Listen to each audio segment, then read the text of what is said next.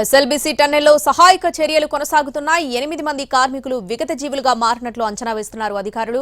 వారు ప్రాణాలతో ఉండే అవకాశం లేకపోవడంతో కుటుంబ సభ్యులు ఆవేదన వ్యక్తం చేస్తున్నారు. భారీగా పేరుకుపోయిన శిథిలాలను తొలగిస్తున్నారు రెస్క్యూ సిబ్బంది. 5 నుంచి 20 అడుగుల లోతులో పూడిక పేరుకుపోయింది. మొదటి షిఫ్టులో వెళ్లిన వారు 5.5 గంటలు పనిచేసినా 2 అడుగుల కంటే ఎక్కువ పూడిక తొలగించలేకపోతున్నారు. 8 రోజులుగా సహాయక చర్యలు కొనసాగుతూనే ఉన్నాయి. 2 రోజుల క్రితం ఎన్జీఆర్ఐ జీఎస్ఐ నిపుణులు ground penetrating radar technology, Doppler స్కానింగ్ల ద్వారా మట్టి కింద చిక్కుకున్న వారి కోసం ప్రత్యేకంగా అన్వేషణ చేపట్టారు. స్కానింగ్ ద్వారా గుర్తించిన ప్రాంతాల్లో కార్మికుల కోసం అన్వేషణ ముమ్మరం చేశారు అధికారులు. సొరంగంలో పైకప్పు కూలిన రోజు టన్నెల్ బోరింగ్ మిషన్, కట్టర్ల మధ్య పనిచేస్తున్న వారు బయటపడలేకపోయారు.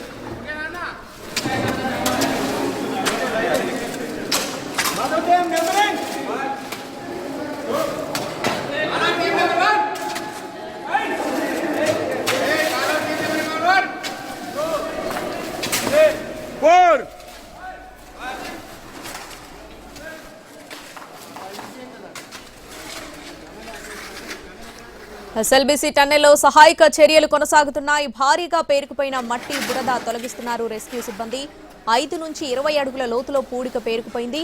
మొదటి షిఫ్టులో వెళ్లిన వారు 5.5 గంటలు పనిచేసినా 2 అడుగుల కంటే ఎక్కువగా పూడిక తొలగించలేకపోతున్నారు. 8 రోజులుగా సహాయక చర్యలు కొనసాగుతూనే ఉన్నాయి.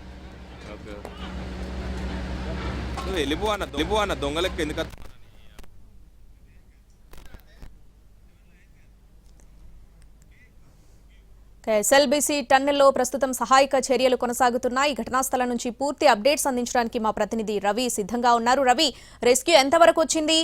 8 మంది కార్మికులను ఎప్పటిలోపు బయటకు తీసుకొచ్చే అవకాశం ఉంది? డీటెయిల్స్ ఏంటి? శ్రావణి, టన్నెల్ లోపల ఎక్కడైతే 4 మృతదేహాలు ఉన్నాయని చెప్పి జీపీఆర్ ద్వారా గుర్తించారో ఆ ప్రాంతంలో 2 రోజులుగా రెస్క్యూ టీమ్స్ తవ్వకాలు జరుపుతున్నాయి. 2 మీటర్ల లోతులో 4 మృతదేహాలు ఉన్నాయని చెప్పి జీపీఆర్ ద్వారా గుర్తించారు.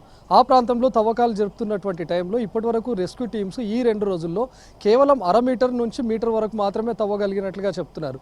తవ్వుతున్నటువంటి క్రమంలో లోపల నుంచి ఊట పెద్ద ఎత్తున రావడం, అక్కడ నుంచి వాటర్ కూడా చేరుతా ఉంది.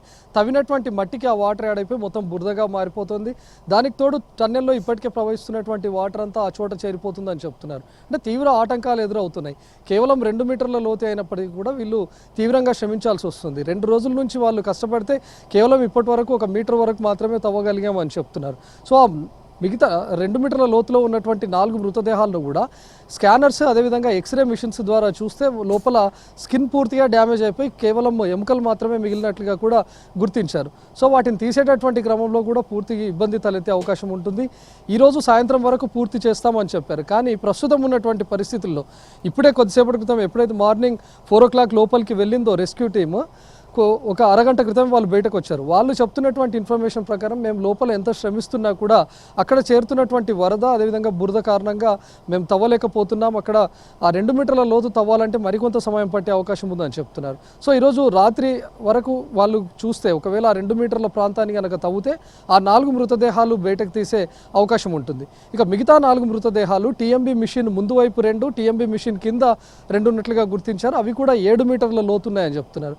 సో ప్రస్తుతం ఉన్నటువంటి ఈ 2 మీటర్ల లోతులో ఉన్న 4 మృతదేహాలు తీయడానికి దాదాపు 2 రోజుల సమయం పడుతూ ఉంది. కాబట్టి ఇక 7 మీటర్ల లోతులో ఉన్నటువంటి మృతదేహాలు తీయడం మాత్రం అసాధ్యమని ఎన్డీఆర్ఎఫ్ ఇప్పటికే అధికారులకు కూడా సూచించారు. అయితే ఇక్కడ ఉన్నటువంటి మంత్రుల బృందం కానీ లేకపోతే ఉన్నతాధికారులు ఖచ్చితంగా మృతదేహాలనైనా మనం వాళ్ళ కుటుంబ సభ్యులకు అందించాల్సి ఉంది. కాబట్టి వాటిని ఎంత రెస్క్యూ చేసైనా సరే, మరికొంత సమయం పట్టినా సరే ఆ మిగతా 4 మృతదేహాలను కూడా తీయాల్సిందే అని అధికారులు చెప్పారు. దీంతో ప్రస్తుతం ఎక్కడైతే ఈ 2 మీటర్ల లోతులో ఉన్నటువంటి 4 మృతదేహాలను గుర్తించారో ప్రస్తుతం వాటి వెలికితీత పనులు జరుగుతున్నాయి.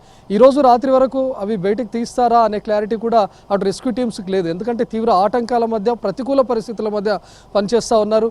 అటు ఎన్డీఆర్ఎఫ్, అదేవిధంగా డిఆర్ఎఫ్కు తోడు సింగరేణికి సంబంధించినటువంటి వాళ్ళు కూడా లోపల తవ్వకాలు జరుపుతూ ఉన్నారు. అయినప్పటికీ అక్కడ ఊట నుంచి వస్తున్నటువంటి వాటర్ కారణంగా ఇబ్బంది కలుగుతుంది. ఎక్కడైతే టన్నెల్ లోపల 14th కిలోమీటర్ వద్ద ప్రమాదం జరిగిందో ఎగ్జాక్ట్ ఆ ప్రాంతం కిందనే ఒక పాయ ఉండొచ్చు అని కూడా అధికారులు అనుమానిస్తున్నారు. ఆ పాయ కారణంగానే నిరంతరం ఊట నుంచి వాటర్ కంటిన్యూస్గా వస్తుందని చెప్తున్నారు.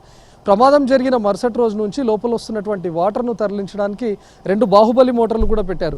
150 HP ఒకటి, 100 HPకి సంబంధించినటువంటి 2 మోటార్లను పెట్టి లోపల డీవాటరింగ్ చేస్తున్నారు.